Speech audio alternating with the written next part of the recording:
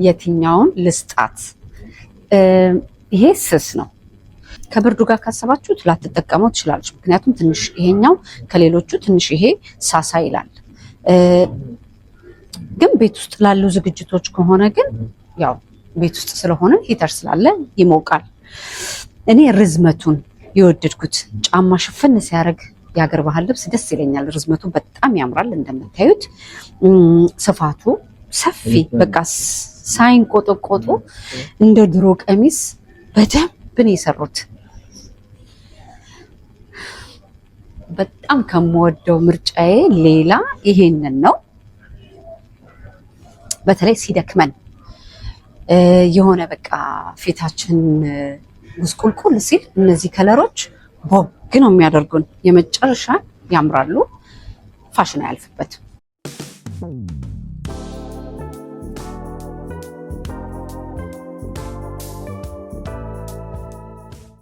ልቅም ተደርገው የተሰሩ የሸማኔ ጋቢዎች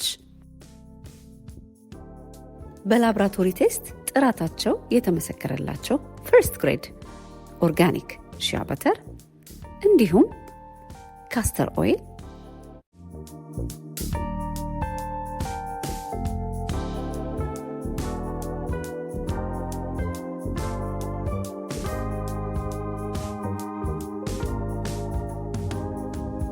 በተለያየ ሀገር ላላችሁ ገና ጥበብ ዌብሳይት ላይ ታገኙታላችሁ። ጤና ይስጥልኝ ልጆች፣ እንዴት ከርማችሁልኛል? እንኳን አደረሳችሁ ሁላችሁንም በያላችሁበት በተለያየ ከተማ በተለያየ ሀገር ለምትኖሩ ውድ የሀገሬ ልጆች ዓመት በዓል እንዴት ነበረ? ገና እንዴት ነበረ? ዛሬ ስጦታ ለምወዳት በጣም ብዙ ጊዜ ለብዙ ነገር ለተባበረችኝ ጓደኛዬ አማርጦኝ ብዬ መጥቻለሁ። ምን እንስጣት? እሱን ከማየታችን በፊት ምን አይነት ባህሪ ያላት፣ ምን አይነት ሰው ናት፣ ምን አይነት ላይፍ ስታይል አላት የሚለውን ነገር ካየን በኋላ እናንተ ይሄኛው ይሻላታል ያኛው ይሻላታል ብላችሁ ታመክሩኛላችሁ። እስከ መጨረሻ ድረስ ተከታተሉ። በዚህ አጋጣሚ ቻናሌን ሰብስክራይብ ያላደረጋችሁ ሰብስክራይብ፣ ላይክ፣ ሼር እያደረጋችሁ እንድታበረታቱኝ አደራ እያልኩኝ አጭር ቪዲዮ ተጋበዙልኝ። አንደኛ ምርጫዬ የፈትል ቀሚስ፣ በጣም ያማረ የድሮዎቹ ፈትል። ይሄ ደግሞ ጥለቱ እንደምታውቁት ሁሉ ጊዜ ፋሽን የማያልፍበት ዘመን የማያልፍበት ቆንጆ ልቅም ተደርጎ የተሰራ ቀሚስ ነውና ብዙ ጊዜ ስጦታ ስንሰጥ ደግሞ የሆነ በቃ አጭር የሆነ ፋሽን ጊዜ ወቅት ያለው ከሆነ ሰው አንዴ ለብሶት ከዛ በኋላ ቁም ሳጥን ያሞቃል። እንደነዚህ አይነት ቀሚሶች ግን ሁሉ ጊዜ በየትኛውም አይነት መልኩ ውጥት አድርገን ጥልቅ አድርገን ብንለብሰው ግርማ ሞገሱ የተጠበቀለት የሚያምር ቀሚስ ነው። ሲቀጥል እሷ በጣም ብርድ ያለበት ሀገር ስለምትኖር ይሄ የጋቢ ቀሚስ ሞቅ ነው የሚያደርገው በደንብ። በየትኛውም ወቅት ብትጠቀመው እንዴት ብዬ ልንገራችሁ፣ ውይ በጣም ስስ ነው ይበርደኛል ብላ አትልም። አንደኛ ምርጫዬ ብዬዋለሁ። የእናንተን አመለካከት ኮሜንት ላይ ጻፉልኝ። እኔ ይሄንን የድሮ ጥለት ሁልጊዜ ምንም ነገር ላይ ሳየው በጣም በጣም በጣም ነው የምወደው።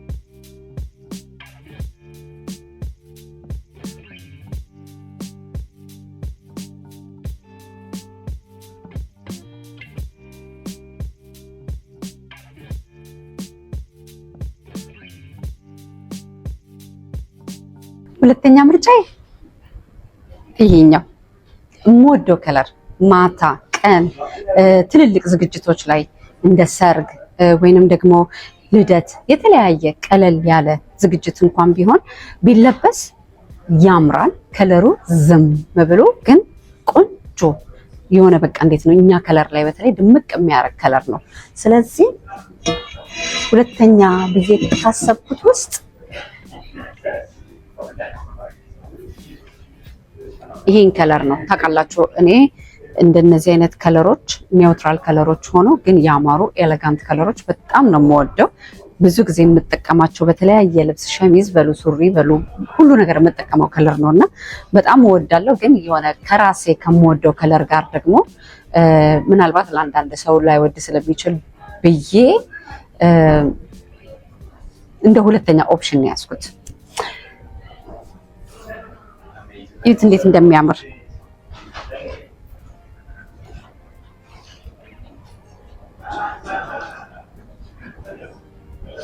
ይሄም በየትኛውም አይነት መልኩ ብትለብሱት በጣም በጣም በጣም የሚያምር ብዬ ከምላቸው ከለሮች ውስጥ ሶስተኛ ምርጫዬ ይሄ የሚያምር ከለር እንደዚህ ሮዝ ከለር ይት እንዴት እንደሚያምር ቀረብ ብዬ ላሳያችሁ። ዝም ያለ ያማረ የተዋበ ከለር ፋሽን የማያልፍበት ሁሉ ጊዜ ይት በጣም ነው የምወደው ይሄን ከለር በጣም። እኛ ከለር ላይ ደግሞ የሆነ ቦግ ነው የሚያደርገን በጣም ሳይገን ግን ውበቱን የጠበቀ ዝም ያለ ኤሌጋንት ከለር ነው የሚሆነው። የራሱ የሚያምር ነጠላ አለው እንደምታዩት። ሶስተኛ ምርጫ ብዬ ያሰብኩት ይሄንን ነው። ከሶስቱ የቱን ወደዳችሁት? የትኛውን ልስጣት? ይሄ ስስ ነው። ከብርዱ ጋር ካሰባችሁት ላትጠቀመው ትችላለች። ምክንያቱም ትንሽ ይሄኛው ከሌሎቹ ትንሽ ይሄ ሳሳ ይላል። ግን ቤት ውስጥ ላሉ ዝግጅቶች ከሆነ ግን ያው ቤት ውስጥ ስለሆነ ሂተር ስላለ ይሞቃል። እኔ ርዝመቱን የወደድኩት ጫማ ሽፍን ሲያደርግ የሀገር ባህል ልብስ ደስ ይለኛል። ርዝመቱ በጣም ያምራል። እንደምታዩት ስፋቱ ሰፊ በቃ ሳይንቆጠቆጡ እንደ ድሮ ቀሚስ በደንብ ነው የሰሩት።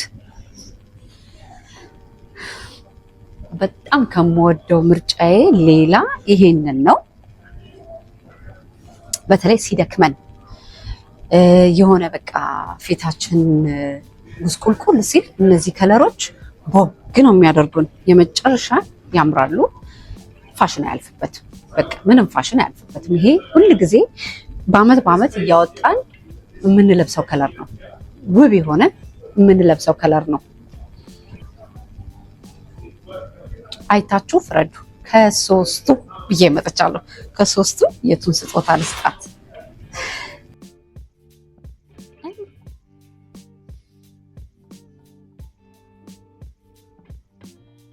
በዛ ላይ ርዝመቱ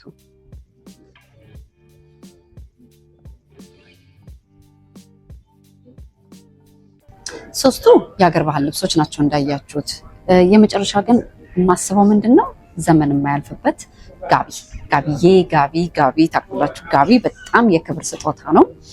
የሚያማምሩ በደንብ ስፍት ተደርገው የተሰሩ ቆንጆ ልቅም ብለው የተሰሩ የፈትል ጋቢዎች እንደ ስጦታ ከቀረበላችሁ በጣም በእውነት ያንን ሰው አክብሩት። ምክንያቱም ዘመን የማይሽረው የሁል ጊዜ ጋቢያችን ሶፋ ላይ ጣል ብታረገው፣ አልጋዋ ላይ ጣል ብታደርገው እንደ ጋቢ መቼም የሚያምር ሞቅ የሚያደርግ የፍቅር ስጦታ የለም። በተለያየ ከለር ብዬ አስቤያለሁ። ምክንያቱም ለወጣት ቤት እንደዚህ ከለርፉል የሆነ ጋቢ በጣም ደስ ይላል። ክብደቱ ልነግራችሁ አልችልም። አንዱ ጋቢ ብቻ ጋቢው ብቻውን ጥቅጥቅ ተደርጎ የተሰራ ፈትል ስለሆነ ብታምኑም ባታምኑም 2 ኪሎ ከግማሽ ነው ስታነሱት ክብደቱ። ንጹህ ኮተን ከዛ በተረፈ ደግሞ በእጅ የተሰራ እንግዲህ ከዚህ በላይ የክብር ስጦታ መቼም የለም አይደል? ለትልልቅ ሰዎች ብለን ደግሞ ካሰብን ዝም ያለ ከለር በእንደዚህ አይነት መልኩ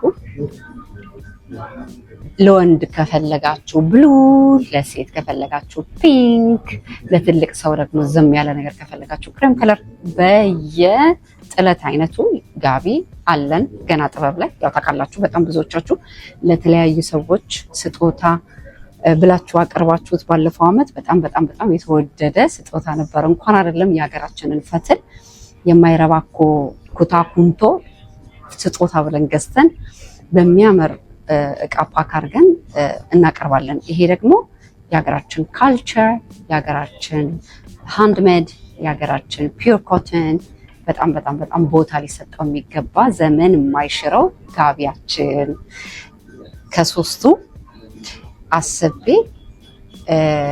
ካልሆነልኝ ወዴት ነው የምዞረው? በየትኛውም አይነት መልኩ ወደማንሳሳትበት ጋቢ ነው የምዞረው። ምክንያቱም በጋቢ አነሳሳትም።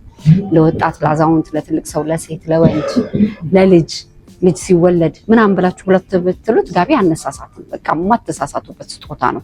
የሀገር ባህል ልብስ ግን እንደየሰው ይለያያል፣ እንደየኑሮ ስታይላቸው እያልኩኝ የእናንተን አመለካከት የእናንተን አስተያየት ምን ልስጣት ለውዷ ባለውለታዬ ብዬ መጥቻለሁ።